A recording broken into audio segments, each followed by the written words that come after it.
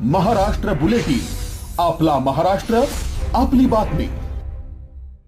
पार्वतीपते हर हर त्र्यंबकेश्वर भगवान गंगा गोदावरी माता की.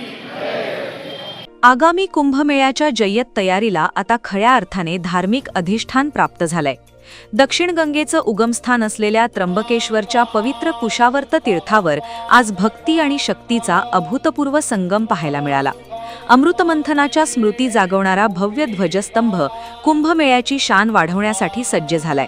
त्र्यंबकेश्वरमध्ये आज अत्यंत मंगळमयी वातावरणात 31 फूट उंचीच्या भव्य ध्वजस्तंभाचा शिलान्यास सोहळा पार पडला. या स्तंभाची सर्वात मोठी विशेषता म्हणजे याची रचना अमृतमंथन या पौराणिक कथेवर आधारित असणार आहे. कुंभमेळ्याच्या काळात जगभरातून येणाऱ्या कोट्यावधी भाविकांसाठी हे श्रद्धेचं आणि आकर्षणाचं केंद्र ठरेल. कुंभमेळा हा केवळ उत्सव नसून तो भारताच्या सांस्कृतिक वैभवाचे दर्शन आहे.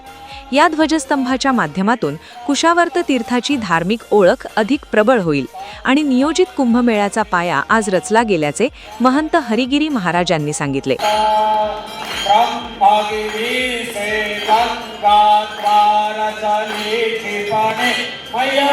भाई देखिए, पहली बात यह है कि सीमाओं को बढ़ाई जा सकती है.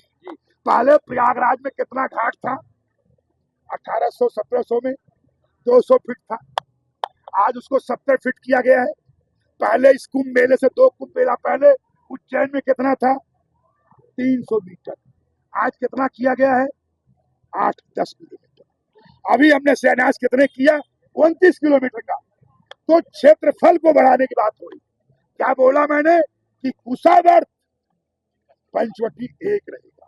आधा नाम कुशावर्त, आधा पंचवटी रहेगा. इसलिए स्नान कहाँ होगा? वो आपके हृदय की आवाज की बात है. हमारा काम है अधिक से अधिक सिंहस्थ में आने वालों को 50 से लेकर 80 करोड़ को स्नान कराया जाए.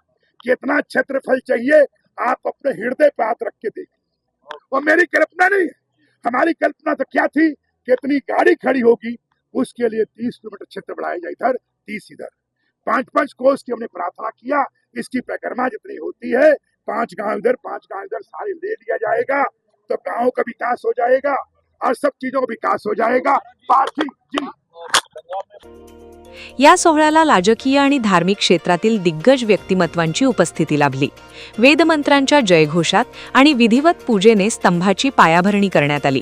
वार्तालाप करके आज प्रयागराज में ऐतिहासिक, अकल्पनीय, चाहे नाव वाले थे, चाहे होटल वाले थे, चाहे लघु व्यापारी थे, चाहे साधु सन्यासी थे, या सरकार थी, इतना मिला, इतना मिला, इतना मिला.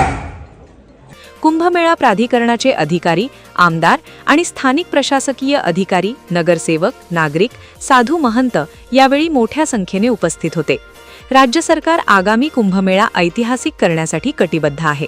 भाविकांच्या सोयी सुविधांसोबतच त्र्यंबकेश्वरच्या सौंदर्यात आणि धार्मिक पावित्र्यात भर घालणारे उपक्रम प्राधान्याने पूर्ण केले जातील, असा विश्वास कुंभमंत्री गिरीश महाजन यांनी व्यक्त केला. कोणते असं म्हणणार नाही. मी आपल्याला सांगतो, सगळे अतिशय खुश आहेत. अतिशय वेगाने कामं सुरू आहेत. मागच्या वेळेला आमच्या सरकारने 6 महिन्यानंतर कुंभमेळा होता, त्यामुळे खर्चही कमी झाला, थोड्या सुविधाही कमी झाल्या असतील, पण यावेळेला कुठे हात करता आम्ही घेतला नाही. माननीय मोदींनी सांगितलेलं आहे की कुंभमेळ्यामध्ये कुठे कमी पडता कामा नये. माननीय देवेंद्रजी सांगितलं की जे लागेल ते सगळे करा. आम्ही यावेळेला जवळपास 32-35 हजार कोटी रुपये कुंभमेळ्यासाठी खर्च करतोय, की जे मागच्या कुंभमेळ्यामध्ये 3,000 कोटी पर्यंत होतं. 10 पट खर्च आम्ही या ठिकाणी करतोय. सगळ्या इन्फ्रास्ट्रक्चर, सगळ्या व्यवस्था सगळ्या आम्ही या ठिकाणी करतोय. भाविकांची येणाऱ्या सुरक्षा यासाठी महत्वाची, सुंदर झाला पाहिजे, स्वच्छ झाला पाहिजे, सुरक्षितही झाला पाहिजे. कुठे स्टॅम्पेड होता कामा नये, कुठे ट्रॅफिक जाम होता कामा नये, कुठे जीवितहानी होता कामा नये. यासाठी आमचा या ठिकाणी प्रयत्न आहे. कुशावर्तावरील ध्वजस्तंभ केवळ धार्मिक प्रतीक नसून सिंहस्थ कुंभमेळ्याच्या आगमनाची खूण मानली जाते.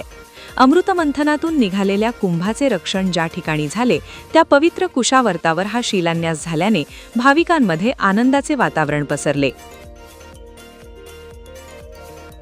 महाराष्ट्र बुलेटिन, आपला महाराष्ट्र, आपली बातमी.